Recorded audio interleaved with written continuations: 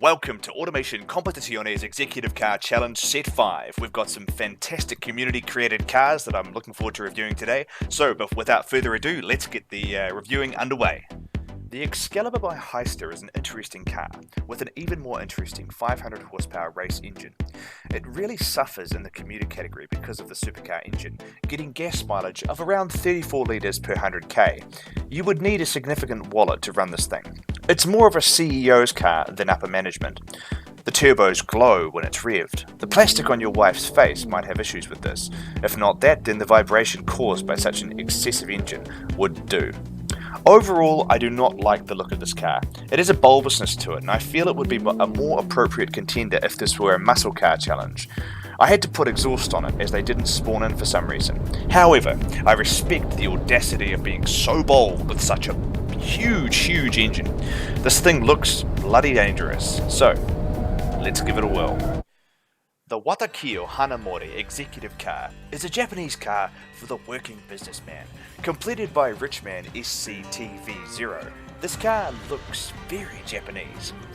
Having recently travelled to the land of the rising sun, I can attest to this in person, that it has a certain sense of bizarre over-formality that you associate with the Toyota Century. No doubt it would have sheep's wool on the seats, as this is considered to be more luxurious in Japan than leather. The full rims, the squashed face, the Japanese number plates. There is a real attention to detail in this car. Because of the context given to this design, I can appreciate that my taste is not the target audience for this car. Japan has some strange cars when observed by Western eyes. Just as I'm sure they find WWE or vanilla pornography unsettling, I find this car to be unusual. But I'm going to still give it a 5 for aesthetics, even though those aesthetics are strange. What I'm trying to say is that this car requires some cultural sensitivity. The Spectro Super Street by Abbey is a luxury sedan sporting all of the features you want and none of the features you don't. Show up in time and style in this 500 horsepower luxury sedan, sporting a multi-port electric fuel-injected turbocharged inline 6. You can race home from the office and pull on the drive with no one noticing. Spectro, up for anything, including your secretary. The design philosophy of this bold and powerfully styled beast is essentially that of the Italian version of the Cadillac CTS-V. Abbey's family owned both the Alfa Romeo Giulia and the CTS-6, so he's combined the two, keeping the car sporty, yet presentable. I personally think this car is one of the best looking in the contest, and it receives the golden buzzer from me. I absolutely love the styling and the attention to detail. The bold intensity of the lines, combined with the carbon, is aggressive. This car won't score highly because of the nature of it. It is more of an M car than an S-Class. However, credit where credit is due. A hugely stylish take on the challenge. Thank you very much. Sporkel has produced the Montmorvo 240, and this car is part of Montmorvo's newest luxury series. It's powered by a turbocharged 4-litre inline 6, producing 325 horsepower, which in turn lugs around 2100 kilograms. Geared more towards economy than performance, it gets over 5.8 litres per 100k on the highway. Montmorvo is aiming for the lower end of the market, with a price of merely $40,800. However, this comes at the cost of an open diff and a lack of electronic stability control. This car looks distinctive in green, with plenty of attention paid to small important details like windscreen wiper spurters, parking sensors and chrome detailing down the side. The Montmorvo is neutral and entirely appropriate for this challenge. However, once you see the score of this car, you'll understand why Sporkel should be respected. I'll give you a tip.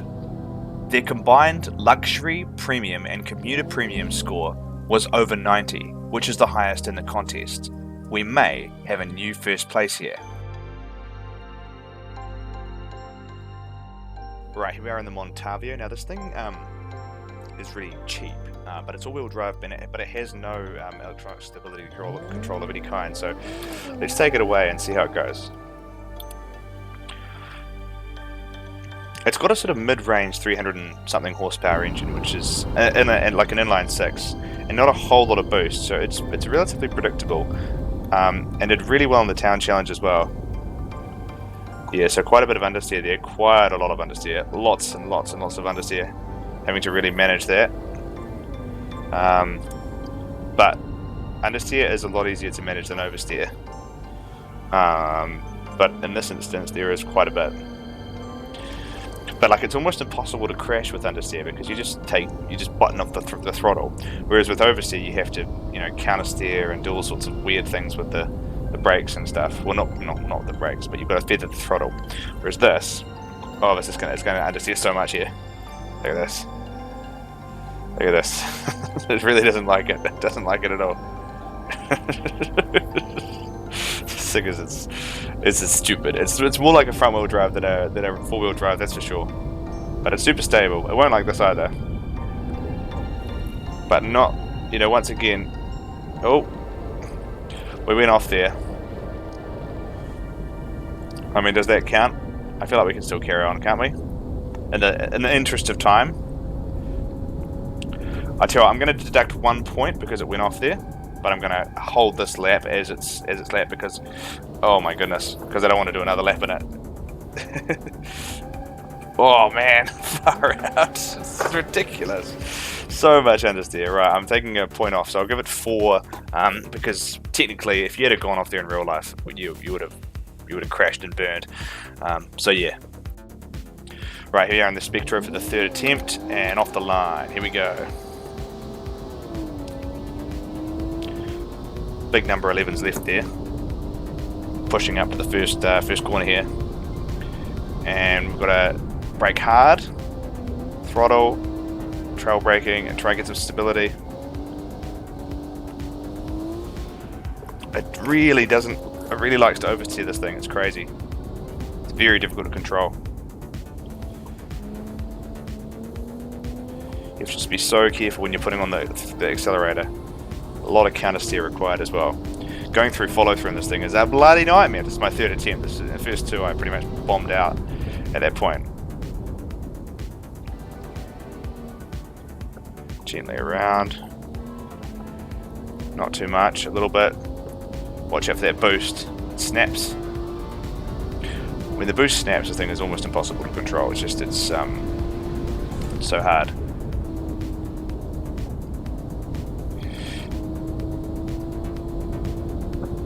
Now, it might look like I'm going kind of slow, but I can assure you that it's with quite a degree of trepidation that I drive this thing at speed because it's just quite unstable.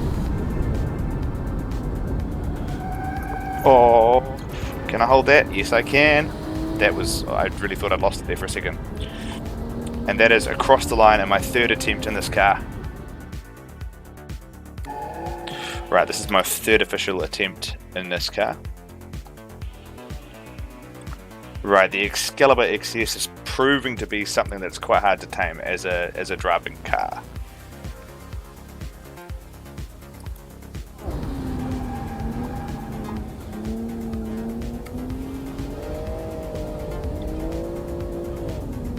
Oh man.